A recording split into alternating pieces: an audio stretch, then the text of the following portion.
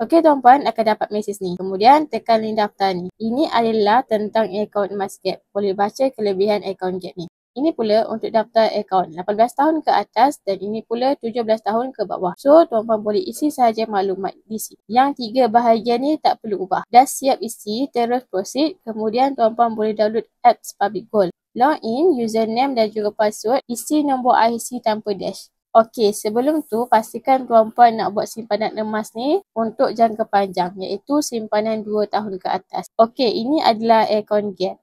Atas ni merupakan PG code kita iaitu username kita. PG code ni kita akan dapat bila kita dah buat pembelian emas pertama. Automatik kita dapat PG code. Bahagian ini adalah jumlah emas yang ada dalam akaun Gap kita. Okey, bahagian top up ni untuk kita beli emas. Sale untuk jual emas yang ada dalam akaun Gap. Withdraw pula untuk kita keluarkan emas fizikal. Kemudian table yang ni adalah harga emas semasa. So pada top up ni boleh tekan bila dah ready nak buat pembelian. Klik top up ni. Ini adalah harga semasa emas. Dan ini pula silver. Dan silver ni perak. Jadi untuk simpanan semestinya kita pilih emas lah. Untuk payment method ada 3 cara. Yang pertama online banking. Tekan je berapa yang kita nak. Serendah RM100 dah boleh mula. Ataupun nak simpan RM1,000 boleh. RM10,000 pun boleh. Ataupun nak simpan ikut gram. 1 gram ke 2 gram 10 gram pun tak ada masalah. Ikut bajet kita. Kemudian klik I agree. Dan terus place order pembayaran melalui online banking. Cara kedua adalah auto debit. Auto debit ni kita boleh pilih berapa yang kita nak buat auto debit, minimum RM100. Boleh pilih sahaja berapa yang kita nak. Duration boleh minimum 1 tahun untuk tarikh ni. Kita boleh pilih bila tarikh kita nak sistem tolak duit daripada akaun bank kita masuk kepada akaun Gap. Kemudian tekan I agree dan place order untuk buat pembayaran RM1.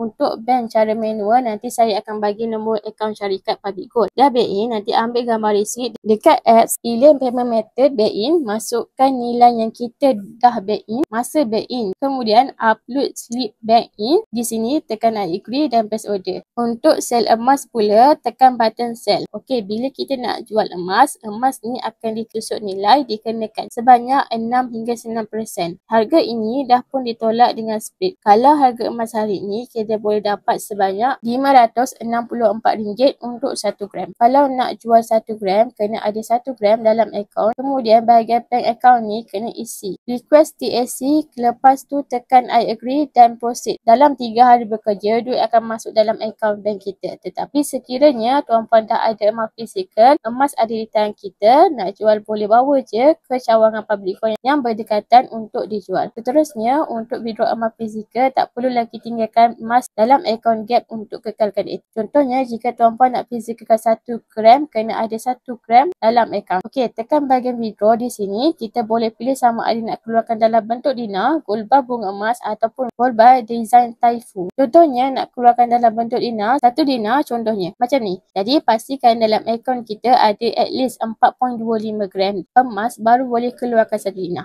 Bila nak keluarkan emas fizikal, kita perlu bayar cas gold premium untuk 1 dinar. Kena bayar RM15 gold premium dan proses RM10. Gold premium ni kos pembuatan emas. Untuk 1 gram pun ada pelbagai design. Kalau gold premium RM50 ni bermaksud kad ini adalah kad limited edition. So boleh pilihlah nak design yang mana. Kemudian boleh proceed untuk place order, add to cart, nanti check out dan buat pembayaran. Okey, untuk pengeluaran emas fizikal berat 21.25 gram ke bawah akan dipost ke rumah secara berinsurans. Sekiranya berat melebihi 21.25 gram pula, kita kena collect emas ni di cawangan yang berdekatan.